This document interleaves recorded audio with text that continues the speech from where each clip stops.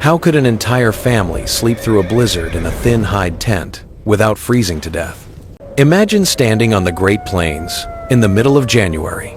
The wind cuts across the open land with nothing to stop it for hundreds of miles. Temperatures plunge far below zero.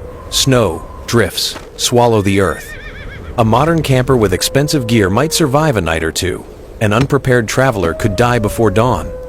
And yet for centuries, Native American tribes of the plains lived through winters like this, inside teepees made from wooden poles and buffalo hides. No insulation foam, no brick walls, no electric heat, no glass windows. Just fire, hides, airflow, and knowledge. To outsiders, the teepee looked temporary, almost fragile. But hidden inside that simple cone-shaped shelter was one of the most intelligent survival systems ever created in North America. A structure so efficient that many modern survival principles still follow the exact same logic today. And the most surprising part? The secret wasn't only the fire. It was the design nobody notices. The teepee was never just a tent. It was engineered for survival. Every part of its shape served a purpose. The cone design was incredibly important on the open plains where brutal winds never stopped moving. Unlike square shelters that caught gusts along flat walls, the teepee allowed wind to flow around it smoothly. Storms wrapped around the structure instead of tearing directly against it. This single design choice changed everything. Snow slid naturally down the sloped sides instead of collecting on the roof. The circular interior distributed heat evenly. Strong wooden poles leaned inward to create a stable frame, flexible enough to survive heavy wind pressure without collapsing. Most teepees were constructed from long lodgepole pine or cedar poles tied together near the top. Over this skeleton, thick buffalo hides were stretched tightly and anchored to the ground. In winter, additional hide liners were added inside the walls, creating trapped pockets of air. That hidden airspace acted like insulation. Modern homes still use the same principle. The people who built these shelters understood something many modern people forget. Survival is not about fighting nature. It is about directing it. And nowhere was that more obvious than the fire burning at the center. At night, the fire became the heart of the entire world inside the teepee. But controlling it required skill. Too much fire and smoke filled the shelter, choking everyone inside. Too little fire and the cold slowly crept into blankets, hides, and lungs. Plains tribes learned how to maintain steady, controlled heat instead of massive flames. The positioning mattered. The wood mattered. The airflow mattered. Above the fire sat one of the most brilliant features of the teepee: adjustable smoke flaps near the top opening. These flaps could be turned depending on wind direction. When angled correctly, they created a draft that pulled smoke upward while keeping precious heat inside. It worked almost like a natural ventilation engine. Many modern cabins struggle with smoke circulation even today. But Plains tribes mastered this centuries earlier, using only observation and experience passed through generations. At night, fires were often reduced to glowing embers and covered lightly with ash. This allowed heat to remain alive until morning without wasting fuel. Before sunrise, a simple stir could awaken the fire again. The teepee never truly became cold. Some early European observers were shocked by how warm these shelters could remain even during severe storms. From outside, the structure appeared primitive. Inside, it functioned like a carefully balanced thermal system. But even the best fire could not solve the greatest danger of winter: the ground itself. Cold air is dangerous. Frozen earth is deadly. The ground steals heat faster than wind because direct contact drains body temperature continuously through conduction. Native American tribes understood this long before modern science explained it. So they built upward. The floor inside a winter teepee was layered carefully. First came grass, reeds, willow branches, or brush. Above that came woven mats. Then buffalo robes, elk hides, deer skins, and fur blankets were added in layers. These were not simple beds. They were insulation systems. Every layer trapped small pockets of warm air, while separating sleeping bodies from frozen soil beneath them. The thicker the layers became, the more efficiently body heat remained inside the sleeping space. Modern sleeping pads use exactly the same principle today. Children were usually placed deepest into the warm bedding. Adults slept in circles around the fire. Elders stayed closest to the heat source. Every position inside the teepee had purpose. And then there was another source of warmth many people underestimate: other human beings. Winter survival on the plains was never individual. It was communal. Entire families often slept together inside a single teepee. Parents, children, grandparents, and relatives shared space closely during dangerous cold periods. To modern audiences, this might sound uncomfortable, but comfort was never the priority.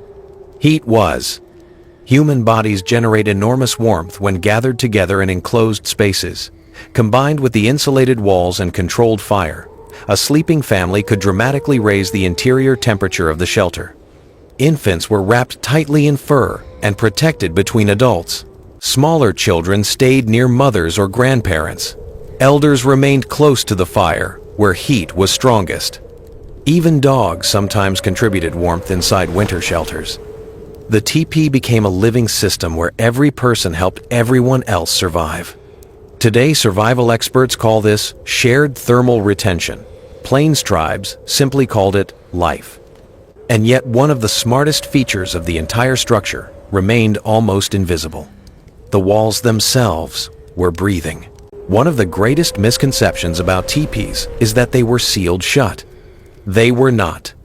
The genius of the structure came from controlled airflow. In winter, an interior lining was often hung several feet inside the outer hide walls. This created an insulating air chamber between the two layers. Cold air entering near the base became trapped and warmed gradually before rising upward. At the same time, smoke from the central fire naturally pulled air toward the top opening. The entire shelter functioned like a slow-moving climate control system. Fresh oxygen entered low. Smoke exited high. Warmth circulated constantly.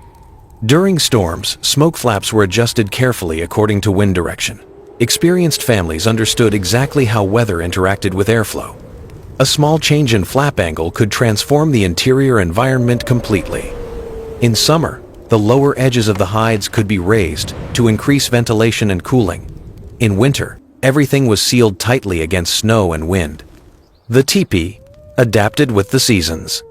This flexibility made it superior to many rigid structures built by settlers later arriving on the plains. Some wooden cabins trapped moisture, smoke, and stale air far worse than native shelters did. But none of this would have worked without the animal that made plains survival possible: the buffalo. For the plains tribes, the buffalo was survival itself. Nearly every part of the animal served a purpose. Meat provided calories during brutal winters. Bones became tools. Sinew became cordage. But hides may have been the most important resource of all.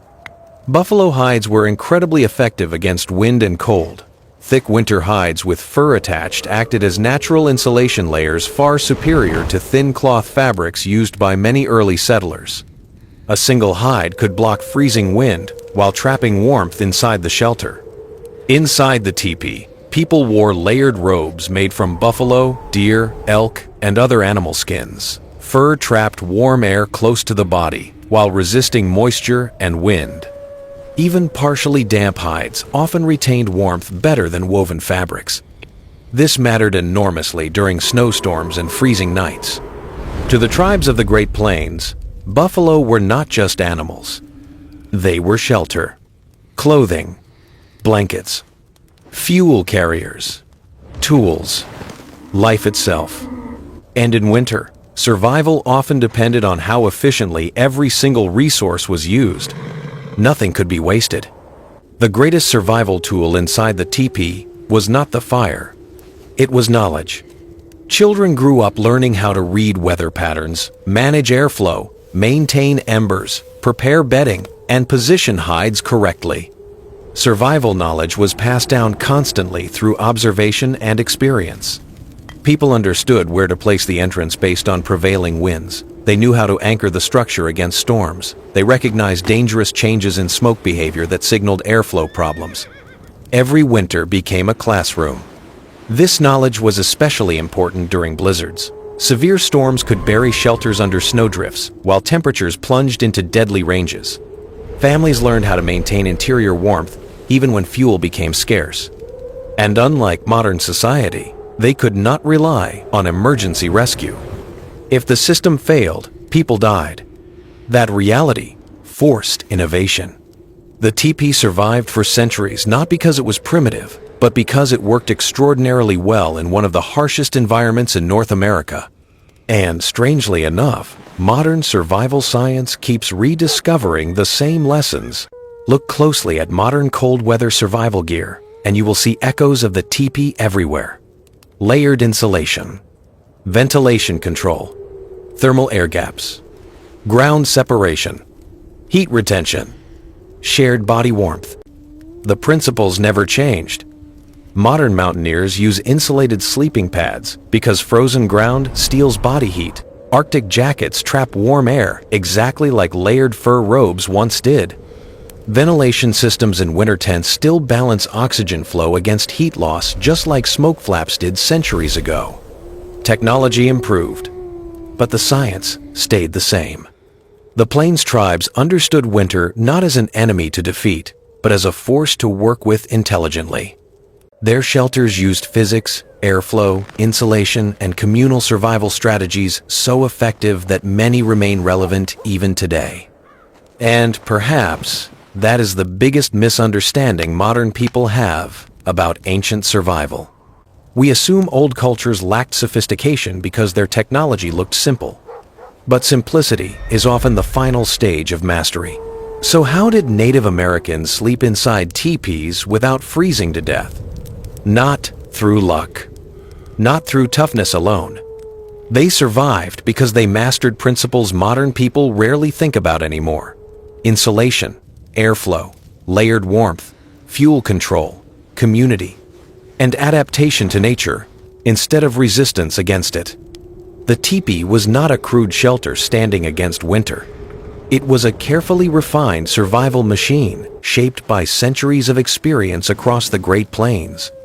And maybe that is what makes it so fascinating today. In a world filled with electric heat, insulated walls, and modern technology, many people would struggle to survive even a single winter night without those comforts.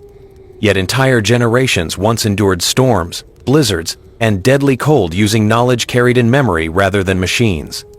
Perhaps the past was never as primitive as we imagine. Perhaps it simply understood survival differently. If this journey into forgotten winter survival surprised you, let us know which detail amazed you most. Was it the airflow system, the insulated flooring, or the way entire families shared heat together through the night? And if you enjoy uncovering the hidden intelligence of ancient worlds, subscribe to Shadows of Valhalla for more stories where history, survival, and human ingenuity meet in the dark. Because sometimes the oldest knowledge still burns the brightest.